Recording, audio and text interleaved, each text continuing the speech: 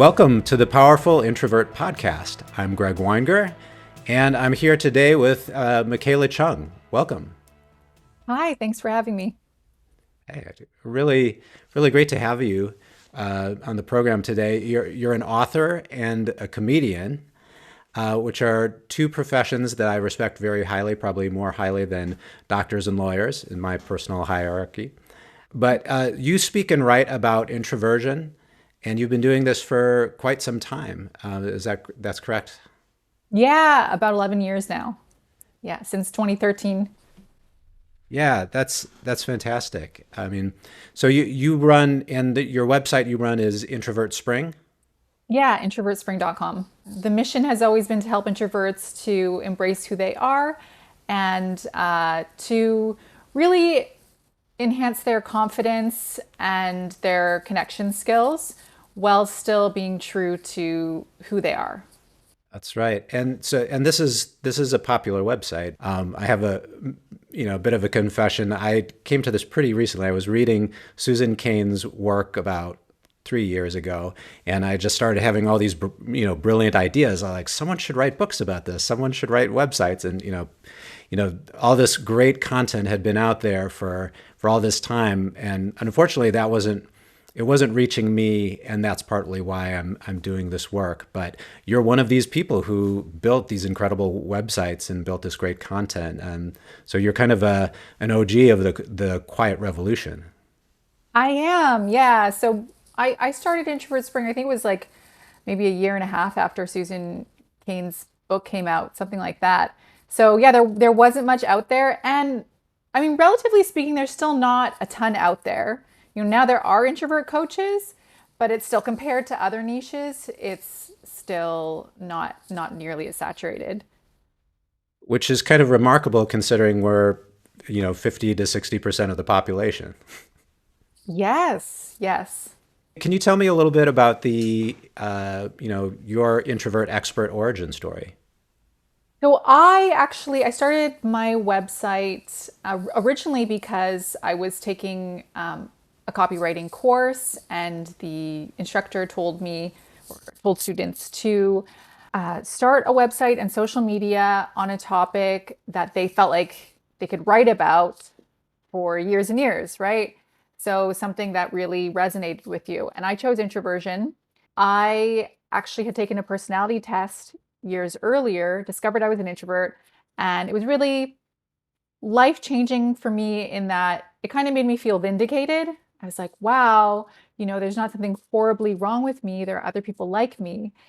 And I also had experiences where, I was traveling, for example, and I was surrounded by extroverts, and I would, get overstimulated, get overwhelmed, and feel like there's something wrong with me.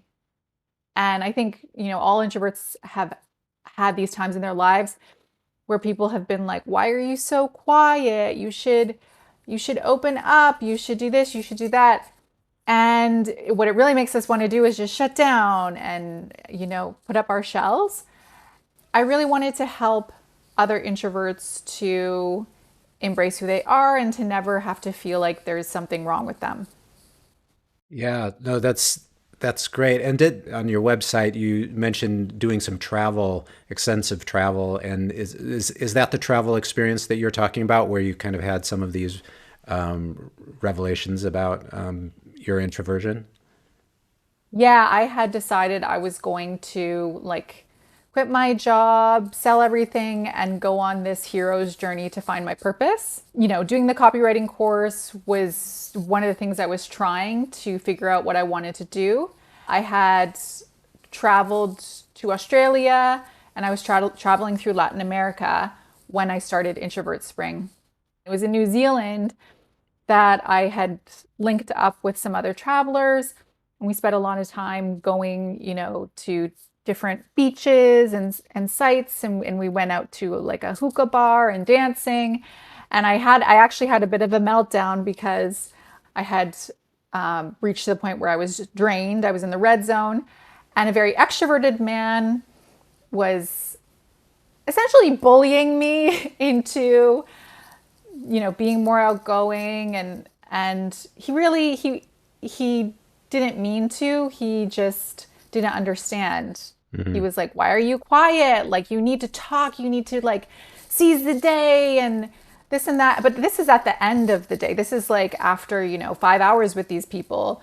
So Hmm. for me, I was like, "Oh my God, like that's the last thing I can do right now. I really should have just left, at that point." And so I did like have a bit of a, meltdown. I started to cry. So that was a turning point for me where I really thought, I'm sure a lot of other introverts have experienced this, and I don't think it's right. I want to develop this website, this community where people feel like they belong and they understand themselves. And so when these things happen, well, maybe prevent them from happening, how to deal with it and still feel good about themselves afterwards. Yeah, no, that's really great. Then you start to capture these, and because there's so many situations like that, and I had a similar experience where, like, for a lot of my life, I felt like something was wrong with me for not having more energy in these situations or not being, wanting to be in those kinds of situations. And I'm sure a lot of introverts feel that way. Yes, definitely. I think it's something that is just it's always going to happen if you're still living your life and you're out in the world, but you just learn to navigate it better. I think I ask more questions too if someone invites me to something, especially if we're going to be traveling together, we're going to be spending an extended amount of time in a group setting. I'm like, okay, how many people are going to be there? How long is this for? Like questions that an extrovert might not think of. And it's just like an automatic thing, right? Hmm. Right. And how am I going to get breaks? And is there going to be a place where I could go and sit, maybe have a downtime or meditate, and incorporating those things in? Yeah, exactly. Taking those little introvert breaks, those pockets of solitude where you can. Like life can be unpredictable and so can our energy levels. And so sometimes I can just, be socializing for hours and feel like I have tons of energy and be talkative, and other times I'm not. So I think, we have to recognize that as well. When people meet me in certain scenarios, they might think that I'm extroverted. And that's just because I happen to maybe be at the peak of my social energy cycle, Hmm. and or I just feel really comfortable and energized by my surroundings. And there might be other situations where I'm like maybe it's before a show, I'm nervous, I'm saving all my energy for the stage. I guess, we introverts are very complex. All humans are. Yes, we are. And that sort of explains, yeah, you might come across as extroverted the first time someone meets you by chance, and then you hear the generalizations, oh, introverts aren't sociable. It's really not true.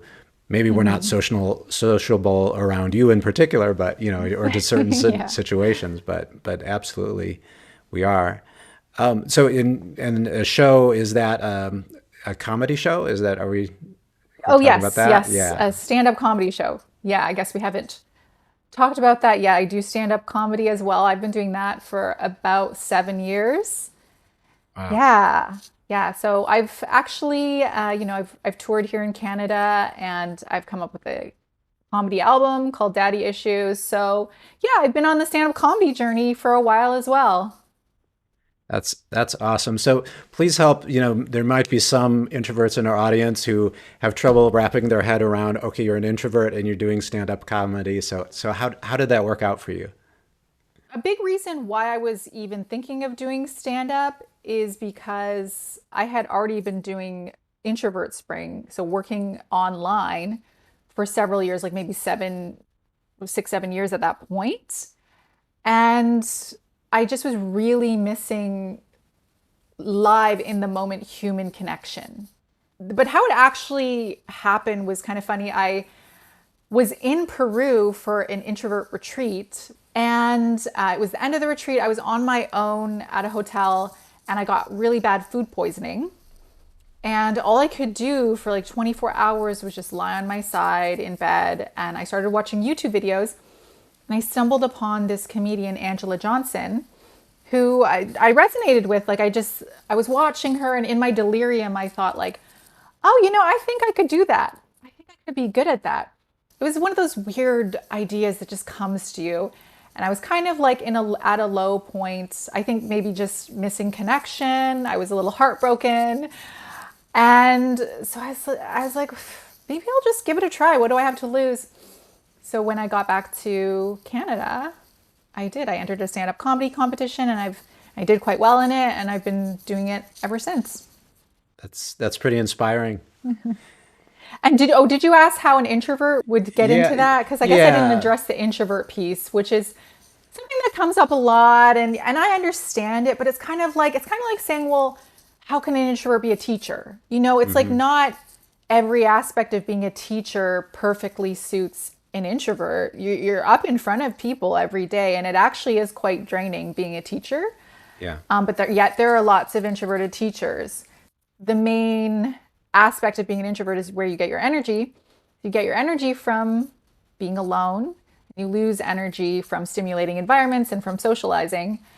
And so there's nothing in there about like not being able to use your voice, not being able to be creative and out there in the world. It's just like, well, you may have to factor in certain things as far as like overstimulation, energy drain, that sort of thing. And that's what I found with comedy is the issue for me is not like that it's too scary, because that's shyness. Like I'm not shy in that respect, but I do get drained by it, maybe more than some other comedians. But I have found that there are a lot of introverted comedians, a lot of introverted comedians, and I think people just get confused because they see what's happening on stage. Like Amy Schumer, for example, she has a whole chapter in her book about being an introvert. People would look at Amy Schumer and think there's no way she's an introvert, but you don't see her in her day-to-day life. You don't see her when she's at home all day in her pajamas writing and reading, or you're watching comedy shows. So that's something that we have to remember. Absolutely, introverts can do that sort of thing. I myself have enjoyed public speaking, and for a while that was confusing to me. Is like, how could I be an introvert if I like public speaking? But yeah, I mean, when you start to read and learn about the subject, you realize that introverts can have all sorts of these capacities that we don't naturally associate with that, and it's really more about your energy and management and those sorts Yeah, of things. exactly. And communication, I think, communicating in social settings can be like having group conversations can be more difficult than getting on stage and delivering a speech, right? Or doing stand up, because you're prepared for that, right? You might, as a comedian, you might say the same jokes for months or years even, right? Where in a conversation, I mean, you don't know what's coming, and we introverts are known for taking a bit longer to think of what we want to say. So that can make those everyday conversations, especially group conversations or conversations with strangers, more difficult. Yeah, and I really liked your piece you wrote about, I write better than I speak. It's something I really identified, particularly with when I was younger. I would get, very tongue-tied in social situations, and it was just so much easier to lay it out all out on a page. And I was like, I'm fluent. I feel really good about this communication, but it would struggle in other settings. So that it sounds like that was your experience for some time.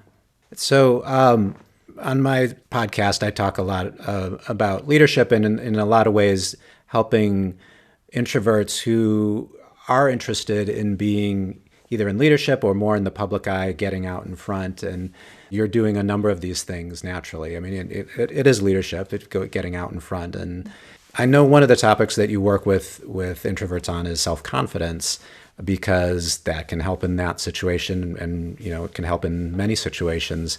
How do you support introverts to become more self-confident? Yeah, so I believe in building confidence from the inside out. There is the outer part where it's like voice, tone, body language, how you converse, how you commit to a conversation, all of that. But then, of course, there are the deeper issues like what's getting in the way of confidence. So try to address any of the limiting beliefs, any of the old stories, maybe about your value, about not being enough, about being weird as an introvert. A lot of times the barrier for people is they think they have to heal completely in order to have the love they want, have the confidence they want. But it's like, no, it's a healing and growing is an ongoing thing. You just have to address your limiting beliefs, for example, enough to be able to move forward and actually take action. Because you can only do so much sitting in a room journaling. And believe me, as an introvert myself, I get that there is that desire to just fix everything on your own. But a lot of things you cannot improve or heal on your own. It has to be relative to another person. Like you can't, with dating and love, for example, like a lot of times you can't even see what's blocking you. You can't see your fears. You can't see the skills you're lacking even until you're actually dating or until you get to a certain level of intimacy with someone. So yeah, I help introverts to build that confidence from the inside out while also navigating the challenges they may face because of their introversion. Yeah, that's addressing things at the root or the core needs. And as you know, as I imagine, self-acceptance, self-love is a part of that. Definitely. And that's the great thing about, having written my book, The Irresistible Introvert, and my other book, The Year of the Introvert. A lot of times when people come to me, they've already read my work, they've been on the website, and so they're like already feeling a bit better about themselves just because they recognize like, oh yeah, I'm just an introvert. There are a lot of people like me. There's nothing wrong with me. Yeah, that's really the first step. What I'm hearing is that people are begun the self-acceptance part when they come to you. So they've read your work or they've gotten clued into it. And so you provide coaching as well. Have you worked with aspiring leaders at all? Like people who are kind of in, business or management, that sort of thing? Yes, a lot of the clients who come to me for confidence coaching are using it for their career. I don't, advertise as being like any sort of career coach, but, in order to get the promotion, in order to speak up in meetings, in order to just actually even just make friends at work or just naturally socialize at work, I help people with that. So yeah, like one client I can think of, he was, really hustling, really climbing the corporate ladder, and he came to me for confidence coaching because one aspect of his work involved speaking in front of panels. So he found that the work that we did together helped him to get over his nerves, helped him to speak with more confidence, and also helped him to, manage his energy better. He was also wanting to connect, so to connect with other people. Yeah, that sounds like some common things that I've encountered working with people in my capacity as a leader. That's breaking into conversations, managing your energy, public speaking. These are kind of the greatest hits for for introverts, I think, in the workplace. Definitely, yes. Is there an element of progressive exposure or, building skills? And so this notion of building confidence in your approach, and what would that look like? Yeah, one thing I always say is we don't want to, get you so out of your comfort zone, throw you out of your comfort zone. We just want to kind of expand your comfort zone. And I always tell my clients to be mindful of their energy because I never want them to be in the place where they're so overwhelmed and exhausted, and then they just want to quit, right? Then they just don't want to do anything. So that's why, yeah, I think it does help to have that gradual exposure as you're building confidence or or building any skill, stretching yourself in any way. Change is difficult, otherwise, everyone would do it. It's natural to have some moments where you feel defeated. And so, in those moments, you have to be gentle with yourself and remind yourself, hey, I'm going through some big changes. I need to be gentle with myself. This is difficult. And then remind yourself of like everything that you've done and how you're stretching yourself. It's really important. There is that tendency. I don't know if it's unique to introverts, but there is when you're going through that process of change, a tendency to get down on yourself and maybe miss the progress that you're making, not see all of that, the change that actually is happening. Definitely. Yeah, introverts are known for being really hard on ourselves. That is a transformation killer, is being hard on yourself, self-judgment. That actually slows down the transformation process. And we think somehow we are actually helping ourselves by being hard on ourselves. Mm-hmm. But no, it actually slows things down. So you're much better off being kind to yourself. Right. And that's always the trick. I mean, if you do have self-judgment, it's just a habit of mind, and then you're like, I did it again. See, I'm justified in judging myself. It becomes a trap, a cycle. And so apart from sort of just reminders to be gentle with yourself or encouraging with yourself and having a support system, like maybe a coach, I mean, do you have any other tips for people to kind of break out of that self-judgment trap? Yeah, I think one thing that I've learned over the years is, talk to someone, leave the house. Just because that can be like the number one block for people. Having someone you talk to about these things, whether it be your goals or things that you're like difficult emotions, like if it's a therapist or a coach, but also just like, hey, get out there and like go for a happy hour with your friend, or like call a friend or whatever. And oftentimes like that's just going to get you out of your head and you're going to like get a different perspective. I mean, I have all kinds of tools that I use with coaching, whether, I use emotional freedom technique.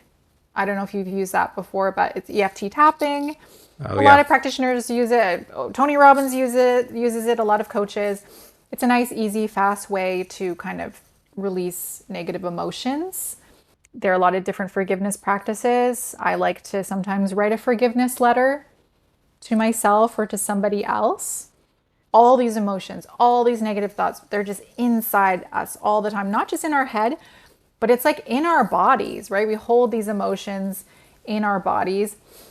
We need to find a way to release them.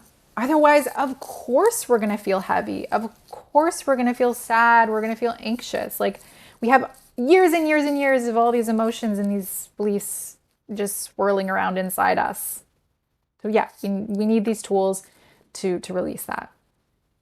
Right. Yeah, especially if you're not in the habit of verbalizing all of your thoughts and your emotions like an extrovert, then that goes somewhere, and it can be stuck, and it can take help and additional tools and work to kind of bring that out of yourself. Definitely. And that, if anything, I think that is a great little challenge for yourself. A great way to stretch your comfort zone is share a little bit more. Yeah, that's some sound advice. It's definitely doesn't come natural to us. I think a lot about the discomfort. And so if you're an introvert and you do want to be more out in front, and so in some ways there's a little bit of your personality that's in conflict there. And if you're sufficiently motivated, you're clear on why you want to do something, you're gonna do it anyway. You're gonna go out and try to do that thing. You're gonna get up and do the stand up and push yourself. And especially when someone wants to make some changes in their life, there's going to be discomfort. So how do you talk to your clients about that, getting uncomfortable or gaining comfort with the discomfort? Visualization is an amazing tool for that, because your mind doesn't really know the difference between something that you're imagining, that you're visualizing versus like something you're actually experiencing. So if you are feeling anxious about a social event, then if you can visualize yourself like walking in with confidence and like feeling a certain way, so those kinds of visualizations, they actually do impact how you feel in the real world. Another tool is shifting your state. What I mean by that is, you know, you can shift your physiological state by doing power poses. You can shift it by dancing. If I have an important performance, I will actually put on some hip hop music and dance it out in my apartment. And believe me, like it actually makes a huge difference in like I feel more in my body. I feel more energized and confident on stage. Oh, that's great. I've heard some of those, and I think breath work can really shift your state of Yes. mind as well. So people dunk their heads in ice water. For their whole bodies. Cold Yeah, plunging is such a big cold thing now. plunging. Cold plunging. Yeah. But the breath work and the like, there's things that you want to like kind of stimulate your nervous system, like get excited, be energized, and then there's things where you want to calm your nervous system, where you want to overcome overstimulation. For introverts, you definitely should have like a core practice like that Mm-hmm. because in our modern world it's just so easy to be overstimulated. I have started going to a meditation center, and so we sit and we just meditate silently, and then in the middle we'll do a walking meditation. We'll get up and walk for like 10 minutes, then we'll sit. Mm-hmm. And I'm just like, well, you know what, there's no way I'm going to meditate for an hour by myself. I just don't have the discipline. Afterwards they have refreshments and people can chat, so it's like also a good way to meet people as well if you're an introvert who wants to connect. But I find doing that, the next day I'm like so much more creative, everything's easier, I'm so much sharper. And so like it shows how important having these kind of practices are. I totally agree. It's been transformational in my own life, and yeah, the effects are carry over in every aspect of your life, and then in the next day and the next, and honestly, it becomes addictive. Where like if I didn't have my meditation fix in the morning, I'm not as calm, I'm not as centered and sharp. Definitely. Yeah. Yeah, and that's an excellent point. That just a reminder that as an introvert, your mind runs hot in a way. Like you're more responsive to stimulation, and that's kind of at the root of a lot of your experiences, and that these practices lower that general level, and so you have more resources to react to stimuli, and whether it's you're stepping on a stage, or there's a confrontation with a friend or a coworker, or just some kind of unpleasant surprise, you just have more resources to react in that situation. For sure. Yeah. You definitely make better decisions when you're meditating. And I will share, something that I share with my dating clients and my confidence clients is the three initial steps to connect. Number one is commit. Go up to the person, you commit to the conversation from the beginning. So not committing would be like scuttling up to them sideways and being like, hey, what's up?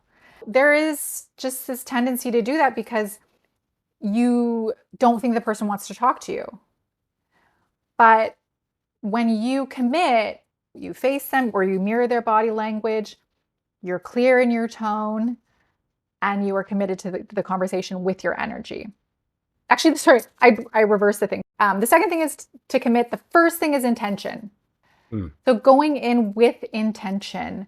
What is my intention for this event and this conversation? That is not super self-focused. So for example, my intention is to show appreciation. My intention is to practice like one connection skill. And if I've done that, then I feel good. And so when you have these more outward focused intentions, you're going to be less nervous because you're not so like focused on, oh, like, do they want to talk to me? Do I seem weird? You're just focused on your intention. And then to actually start a conversation, there are many ways you can do it.